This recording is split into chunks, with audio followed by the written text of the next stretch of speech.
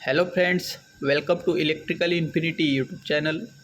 आज हम Yokogawa digital indicating controller UT32 series के PID कंट्रोलर के बारे में जान लेते हैं।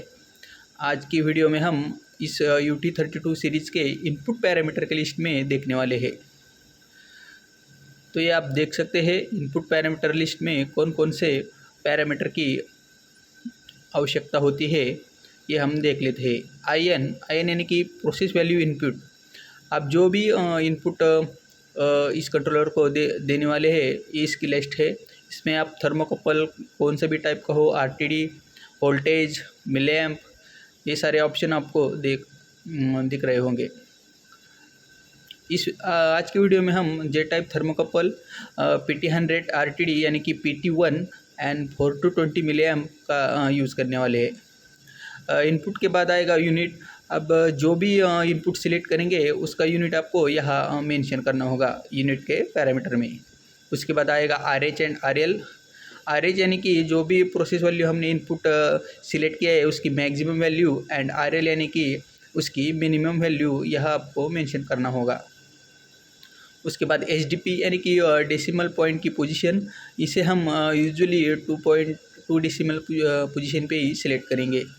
और लास्ट में SH एंड SL, ये भी प्रोसेस वैल्यू की मैक्सिमम एंड मिनिमम वैल्यू आपको यहाँ मेंशन करना ज़रूरी है। तो पैरामीटर लिस्ट में जाने के लिए आप देख सकते हैं, पैरामीटर की एंड लेफ्ट की को आपको 3 सेकंड के लिए प्रेस करके रखना होगा।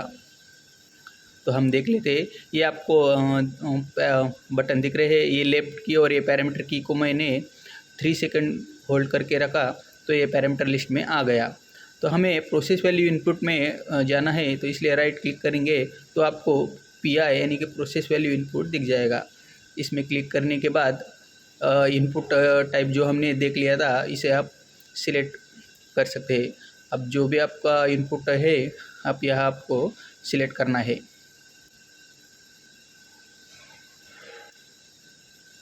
इसके बाद यूनिट, जो प्रोसेस वैल्यू का यूनिट है, यह आपको मेंशन करना होगा। उसके बाद RH यानी मैक्सिमम वैल्यू और प्रोसेस वैल्यू, RL यानी कि मिनिमम वैल्यू, ये आपको यहाँ मेंशन करना होगा।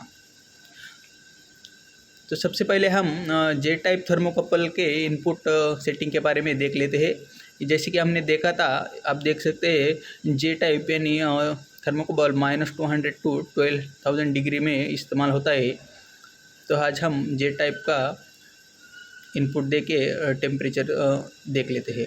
आप जैसे कि मैंने बताया था, ये प्रोसेस वैल्यू इनपुट में जाएंगे तो IN, इसको आपको जे टाइप में सिलेक्ट करना है। ये जे टाइप में मैंने एंटर कर दिया। इसका यूनिट आपको डिग्री में रख सकते हैं, फ़ारेनहाइट में भी रख सकते हैं। इसकी मैक्सिमम वैल्यू, मिनिमम वैल्यू आप यहाँ मेंशन करेंगे।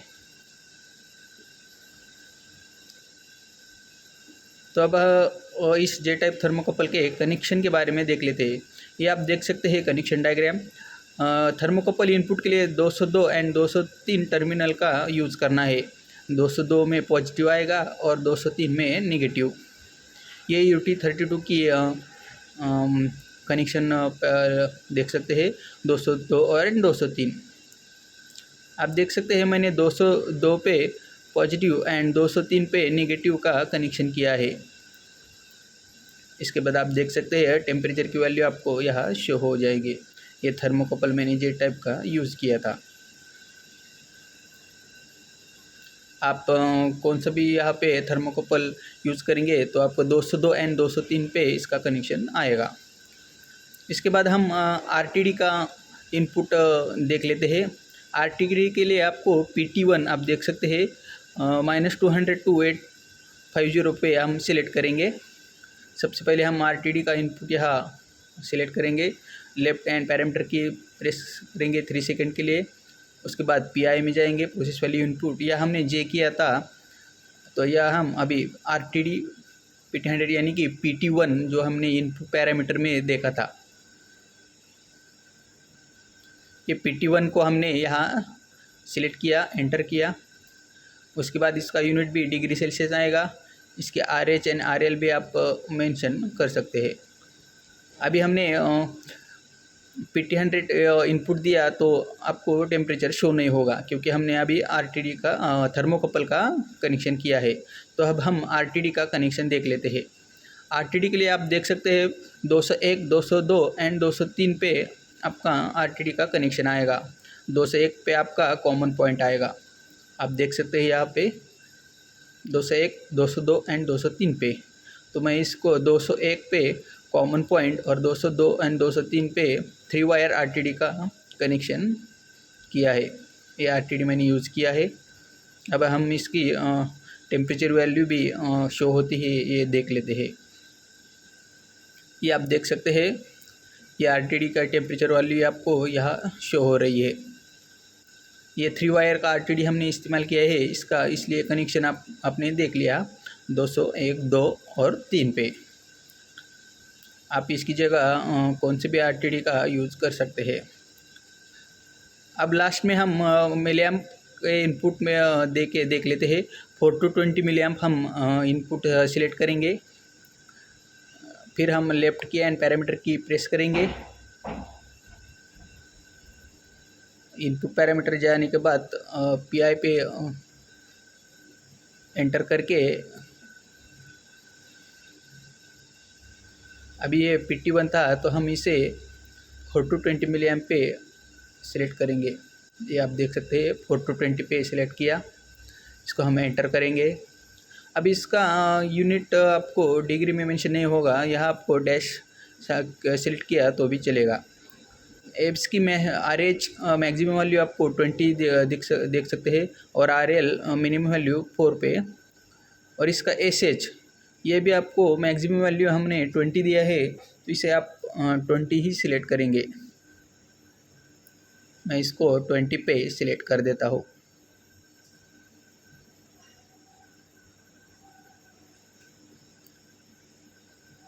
ये 20 सिलेक्ट किया और SL यानी कि मिनिमम वैल्यू प्रोसेस वैल्यू की हम इसे 4 मिलीएम्प पे सिलेक्ट करेंगे, 4 पे। ये आपको पैरामीटर याद करना होगा। अब हम डिस्प्ले क्लिक करके डिस्प्ले पे आ जाते हैं। तो 4 to 20 मिलीएम्प पे कनेक्शन में आप ये कनेक्शन डायग्राम आप देख सकते हैं। मिलीएम्प इनपुट के लिए 203 एंड 204 का यूज़ करेंगे। 203 पे आपको निगेटिव एंड 204 पे आपकी पॉजिटिव आएगा। मैंने मिलीएम्प सोर्स का इस्तेमाल किया है 4 to 20 मिलीएम्प के इनपुट के लिए। 203 पे पॉजिटिव निगेटिव का सॉरी और 204 पे पॉजिटिव का कनेक्शन किया है। ये आप देख सकते हैं। जैसे ही मैं मिलीएम्प का सोर्स फीड करूँगा तो आपको मिलीएम्प की वैल्यू आपके डिजिटल इंडिकेटिंग कंट्रोलर पे दिख जाएगी। ये आप देख सकते हैं। ये हमने थर्मोकपल RTD एंड मिलीएम्प के इनपुट दे के डिजिटल इंडिकेटिंग कंट्रोल के इनपुट के बारे में देख लिया है। Thank you.